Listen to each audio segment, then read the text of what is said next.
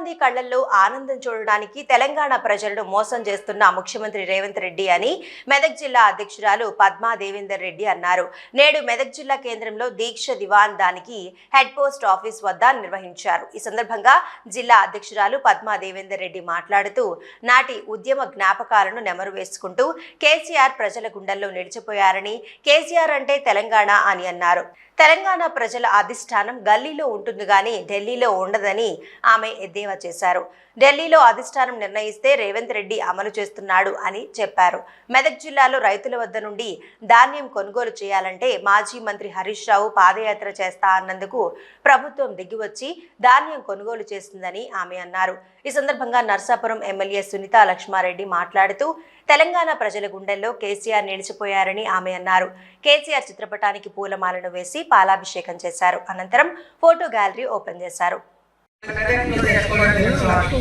నిజంగా ఇది చరిత్రలో సువర్ణాక్షరాలతో లిఖించబడినటువంటి రోజు. మళ్ళీ మన తెలంగాణ ఉద్యమానికి ఊపిరి పోసినటువంటి రోజు ఈ నవంబర్ 29 అని చెప్పేసి మనం గుర్తు చేసుకోవాల్సినటువంటి అవసరం ఉంది. కాబట్టి ఈ రోజు మన కేటీఆర్ గారి వర్కింగ్ ప్రెసిడెంట్ గారి ఆదేశానుసారం ఈ కార్యక్రమాన్ని మన మెదక్లో నిర్వహించుకోవడం జరుగుతుంది.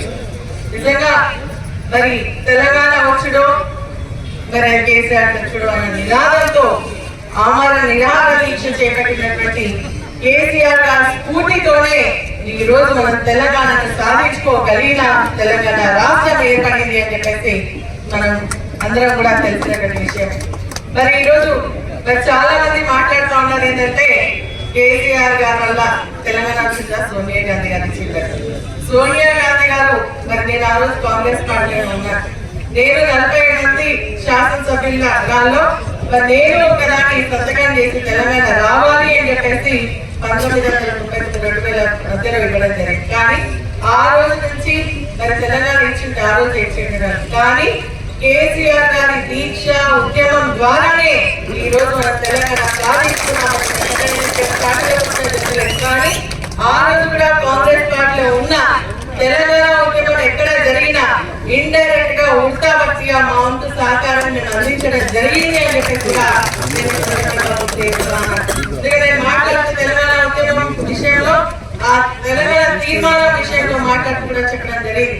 తెలంగాణ వ్యక్తి అంటే నేను ఒక వ్యక్తిగా కాదు, మరి ఒక పార్టీ పరంగా కాకుండా ఒక ఉద్యమ నాయకుడిగా కేసీఆర్ గారిని మేము సపోర్ట్ చేస్తామని ఆ రోజు కూడా చెప్పడం జరిగింది అని చెప్పేసి కూడా నేను గుర్తు చేస్తా ఉన్నాను. తెలంగాణ ఉద్యమంలో ప్రతి మండలంలో దీక్షా కార్యక్రమాలు నిర్వహించడం జరిగింది. మేము మా నియోజకవర్గంలో ప్రతి మండలంలో కూడా దీక్షా కార్యక్రమం టీజాక్ ఆధ్వర్యంలో మేము నిర్వహించడం జరిగింది. లాస్ట్ వస్తే కొనసాల మండలంలో టెంట్ కూడా కొనించి ఉద్యమాన్ని ముందుకు నడిపించడం జరిగింది అని చెప్పేసి కూడా నేను ఈ సందర్భంగా గుర్తు చేస్తాను.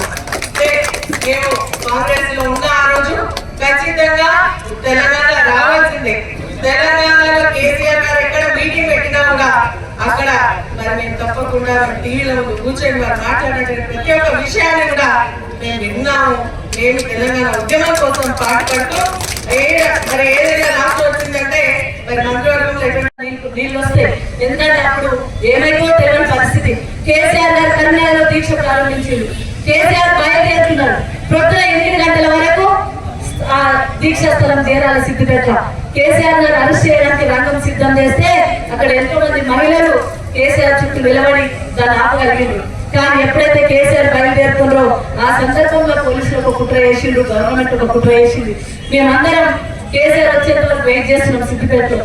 రాత్రి దాదాపు ఒక 3000 మంది ఉన్నాం సిద్దిపేటలో.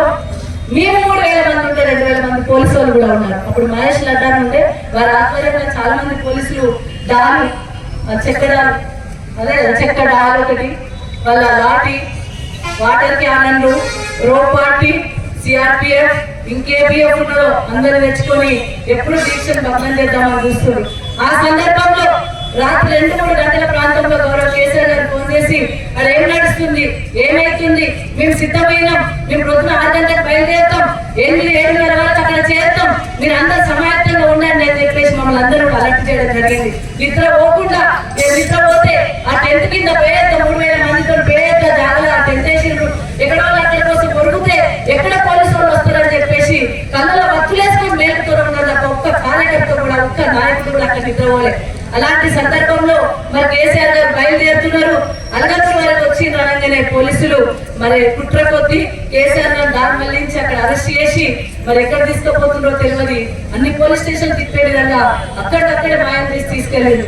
ఆ సందర్భంలో అక్కడ ఉన్న గౌరవ హరీష్ రావు గారు, రామలింగారెడ్డి అన్న, సత్యన్న, నేను ఇంకా కొంతమంది నాయకులు మరి కేసీఆర్ అరెస్ట్ చేసి తీసుకుపోతున్నారు కాబట్టి ఆ దీక్ష మనం చేద్దామని చెప్పేసి మేమందరం కూడా ఆ స్టేజ్ మీదకి వెళ్ళి కేసీఆర్ దీక్షలో మేము చేస్తాం ఆమరణ నిరాదీక్ష అని కూర్చోవడం జరిగింది. మరి ఆ సందర్భంలో కేసీఆర్ గారిని అరెస్ట్ చేసి ఖమ్మం జైలుకో, ఆ రాజమండ్రి జైలుకో, ఇంకే జైలుకు తీసుకుపోతున్న తెలియని సందర్భంలో మాకు ఎక్కడ కూడా